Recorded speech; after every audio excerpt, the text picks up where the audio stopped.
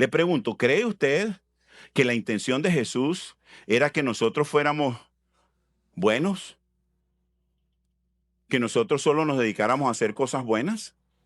¿Fue esa la intención con la cual Jesús estableció esta parábola? Fíjense, cuando leemos esta palabra, mis amados, querramos o no, históricamente, muchas personas al leer esta palabra solo piensan que esta parábola se refiere a ser buenos. Y sabes, ese es un problema que tenemos en el Evangelio en el día de hoy, especialmente en esta cultura en la que vivimos. Se ha hecho del Evangelio la cultura del buenismo. Sé chévere, sé bueno, pórtate bien. Mira, ahí está el ejemplo. Hoy en día, para ninguno de nosotros es extraño que muchas veces se utiliza esa frase del buen samaritano, inclusive en reportajes de televisión, en la prensa, haciendo ver las personas que hacen cosas buenas, los héroes que algunos llaman. ¿Ustedes recuerdan cómo comenzó esta conversación? Una persona que queriendo humillar a Jesús le hace una pregunta. ¿Cuál fue la pregunta que él le hizo? ¿Recuerdan? ¿Cómo puedo tener la vida eterna? Como dice la carta a los Romanos, en el capítulo 3, verso 23, por cuanto todos pecamos, fuimos destituidos de la gloria de Dios. ¿Hay alguien que pueda ser bueno delante de Dios? No. Entonces, no era la intención de Jesús cuando él utilizó esta parábola estimular al pueblo de Dios o a ese hombre a que fuera bueno. ¿Está mal ser bueno? No. Una vez más, si volvemos a Efesios capítulo 2, versículo 8 y versículo 9, dice, por gracia sois salvos por medio de la fe. Y esto no es de vosotros, sino que es un don de Dios, no por obra, para que nadie se gloríe. Pero el versículo siguiente, el versículo 10, dice claramente que nosotros, usted y yo, los que hemos aceptado a Cristo como a Jesús, el Señor Jesús como nuestro Señor y Salvador, dice la palabra de Dios que el Señor hizo obras para que usted y yo, desde antes de la fundación del mundo, Jesús determinó obras para que usted y yo anduviéramos en ella. Entonces, no está mal tener buenas obras, pero los hijos de Dios no tenemos buenas obras para ganar el reino de los cielos. Hacemos buenas obras porque somos parte del reino de los cielos. ¿Se entiende eso? Entonces, lamentablemente, históricamente, por mucho tiempo, este pasaje de la palabra de Dios se ha visto solamente desde ese aspecto de sé bueno, sé chévere, sé simpático, sé amable. ¿Era eso lo que Jesús quería? ¿Por qué Jesús incluyó a cada uno de estos personajes en esta parábola? ¿Usted cree que hay alguno de esos personajes allí que está por casualidad? No, Jesús, cada uno de los que Jesús menciona en esta parábola representa algo en particular. ¿Sí? Además de eso, ¿qué o quién representan cada uno de esos personajes? ¿Ok? Y dice entonces este pasaje, volvemos allí, y nos habla de un hombre. ¿Quién representa a ese hombre que dice el Señor Jesucristo en el verso 30 que descendía de Jerusalén a Jericó y cayó en manos de ladrones? ¿Sabe? Ese hombre del cual Jesús está hablando allí lo representa a usted y a mí. A cada persona que ha venido a esta tierra. Y la Biblia dice claramente, Jesús dijo en esta parábola que fue robado. ¿Cuántos recuerdan lo que dice el Evangelio de Juan capítulo 10, verso 10? El ladrón no vino sino a ¿qué? A robar, a matar y a destruir. ¿Sí o no? Aquí está el ladrón del cual está hablando, de ese mismo ladrón que nos enseñó Jesús. Él y sus demonios han venido para destruir la vida del hombre. Jesús está utilizando esta parábola. Recuerde, cuando el hombre le hace la pregunta, él le pregunta, ¿cómo puedo obtener la vida eterna? Entonces Jesús, a través de esta parábola, está mostrándole primeramente su verdadera condición, como nos las muestra en el día de hoy a usted y a mí. Todos nosotros hemos sido de alguna manera afectados por Satanás, por el mundo y por nuestra carne, los cuales nos robaron, nos mataron, pretendieron nuestra muerte y quisieron destruirnos. Y la razón por la cual estamos en Cristo hoy es porque un día le reconocimos como nuestro Señor y Salvador. ¿Sí? Entonces, ese hombre del cual está hablando Jesús representa entonces a la humanidad caída. Y esos ladrones representan estas tres áreas de las cuales hablamos. Veamos lo siguiente, dice, los cuales despojándole, le despojaron e hiriéndole se fueron dejándole. Esa era nuestra condición antes de venir a Cristo, ¿sí o no? Así estábamos. Y Jesús le está representando a través de esta parábola a este hombre su verdadera condición. No importa tu posición, no importa tu clase social, no importa tus títulos, no importa lo que tú tengas. Esa es tu condición y la mía delante del Señor. Y observen lo que sigue diciendo. Entonces dice, aconteció que descendiendo el sacerdote, ya vimos, ¿qué hizo él? ¿Sí? Ahora, ¿a quién representa ese sacerdote en esta parábola? ¿A quién? A la religión.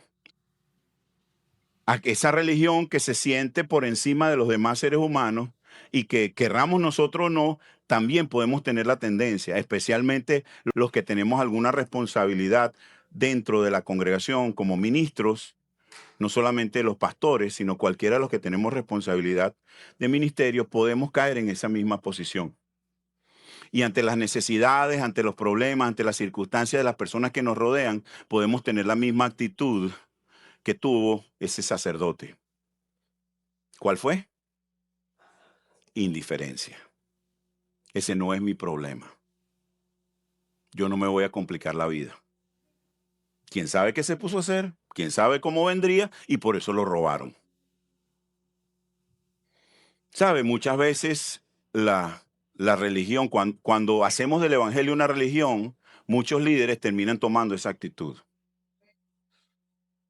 Cuidado, iglesia, porque ninguno de nosotros pudiera escapar a ese tipo de situaciones si no estamos atentos.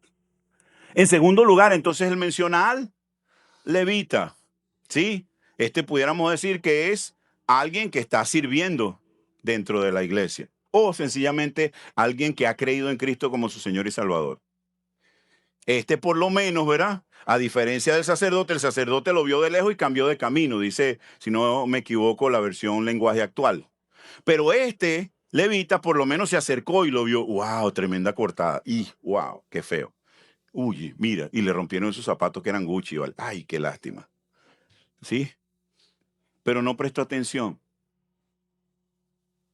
Así también podemos, en el día de hoy, cualquiera de nosotros, ante las necesidades y los problemas de lo que está a nuestro alrededor, encontrar justificaciones y dejarlos a un lado. Pero ahora él menciona este tercer personaje. Él habla del samaritano. Ya lo describimos, ya sabemos quiénes eran los samaritanos. ¿Alguien aquí recuerda lo que dice el Evangelio de Juan capítulo 1, el versículo 11? Dice a lo suyo. Muchas veces, cuando se lee este pasaje, alguna persona dice a los suyos. No, ahí dice a lo suyo. Y cuando dice a lo suyo, ¿a qué se estaba refiriendo? Cuando dice la palabra a lo suyo vino, él nos está diciendo la palabra que Jesús vino a esta tierra con un plan y un propósito específico. ¿Está de acuerdo conmigo en eso? ¿Cuál fue el plan y el propósito por el cual Jesús vino a esta tierra? Lo describe Efesios capítulo 2, versículos 5 al 11. Dice, haya pues en vosotros este mismo sentir que hubo en Cristo Jesús, el cual, siendo igual a Dios, no escatimó el ser igual a Dios, sino que, ¿qué hizo Jesús? Se despojó a sí mismo y tomando forma de hombre, no solamente se humilló, el creador se humilló haciéndose criatura, sino que la palabra de Dios dice que además de eso, se hizo un siervo, un esclavo. ¿Para qué? Para que todo aquel que en él crea no se pierda, sino que tenga vida eterna. ¿Sí? Entonces Jesús vino a esta tierra con un propósito. Y el propósito fue redimir a todo ser humano. Y por eso dice el apóstol Pedro, inspirado por el Espíritu Santo, dice que algunos tienen la segunda venida de Cristo por tardanza. ¿Pero qué dice él? No, Dios no la tiene por tardanza. ¿Sabes qué? Lo que pasa es que Dios tiene misericordia y Él está dando oportunidad para que los hombres se arrepientan. ¿Hay alguien aquí que todavía no ha conocido a Cristo? ¿Sabe? Jesús no ha venido porque tiene misericordia de ti si aún no le has conocido. ¿Sabes eso? Dice, entonces, como leíamos ahí en el Evangelio de Juan capítulo 1, verso 11, dice, a lo suyo vino, pero los suyos no lo recibieron. ¿Sabe? Ese samaritano representa a quién. No todos juntos, cálmese, cálmese. ¿A quién representa el samaritano? Al que el pueblo de Israel rechazó. ¿Quién fue ese? Jesús. ¿Se da cuenta de eso? Y ahora observe, ese samaritano, ¿qué hizo? Acabamos de ver varias cosas. Dice que él vino y se puso cerca de él. Y viéndole, aquí describe este samaritano y da muchos detalles. Una de las cosas que hace la palabra es que nos muestra que este samaritano se abrió a sí mismo. Lo primero que abrió el samaritano fueron sus ojos para ver. Lo que ni el sacerdote ni el levita vieron. El sacerdote y el levita vieron un problema. Y ahora me va a meter yo en este problema, tener que estar cargando con este hombre, tener que estarlo curando. No, esto es un fastidio, yo mejor me voy. Está el partido que viene esta tarde, yo estoy muy ocupado, yo tengo que hacer cosas para mi familia, yo tengo que hacer plata, ¿verdad? Como estamos en este país acostumbrados, yo tengo que irme para el trabajo, estoy muy ocupado, no tengo tiempo. Pero este hombre, lo primero que hizo, este samaritano, lo primero que hizo fue que abrió sus ojos y se permitió ver la necesidad de los que estaban a su alrededor. ¿Qué más hizo este hombre? Dice la palabra, y viéndole fue movido abrió su corazón. No fue indiferente. ¡Wow! ¿Alguien aquí ha estado en necesidad alguna vez en su vida? ¿Ha venido alguien a usted a ayudarle en esa circunstancia? ¿Cómo se ha sentido? ¡Wow! Si esa persona no hubiera venido, tal vez yo ni estaría vivo. ¿Sí? Pero entonces dice la palabra que fue movido a misericordia. Y dice, y acercándose, no solamente lo vio, no solamente se movió a misericordia, sino que accionó. ¿Recuerdan que dice Santiago que la fe sin obra es? ¿Sí? Entonces él no solamente lo vio, no solo se movió a misericordia, sino que accionó. Y entonces dice claramente, acercándosele, vendó sus heridas y echándole aceite. ¿Qué representa el aceite en el Nuevo Testamento?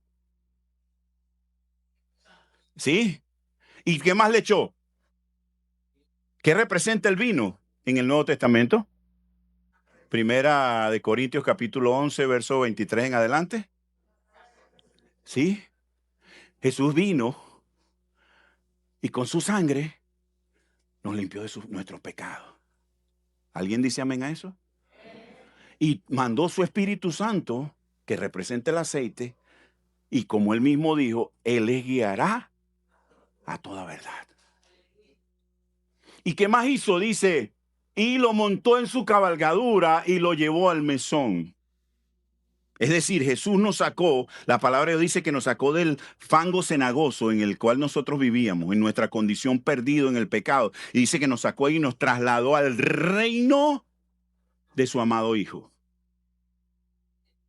Entonces, al igual que este hombre de la parábola que representa a Jesús, estamos llamados, usted y yo, los que tenemos a Cristo Jesús como nuestro Señor y Salvador, estamos llamados a abrir nuestros ojos, a abrir nuestro corazón y a accionar para ayudar a los que están a nuestro alrededor. Pero no a darle una cuestión de pan, a llevarle un mercado. Eso no está mal. Pero eso no es el objetivo principal de la iglesia de Cristo. Usted puede llenarles el estómago y usted puede ponerles una casa hermosa, pero si se mueren en esa condición, se van al infierno por la eternidad. Y eso no es lo que quiere Cristo. Y aquí la palabra de Dios nos muestra claramente que el Señor lo llevó al mesón y él personalmente cuidó de este hombre. ¿Ha visto usted la mano del Señor cuidándole a usted en su vida diaria? Esa es la obra de Jesús. Y eso es lo que Él espera de usted y de mí. Que usted y yo tomemos tiempo, invirtamos nuestra vida y nuestros recursos para también llevar a otros a que tengan un encuentro con el Señor Jesucristo. Mire lo que sigue diciendo la palabra. Al otro día, al partir, sacó 2 denarios. ¿Y a quién se lo dio? ¿Quién representa el mesonero allí?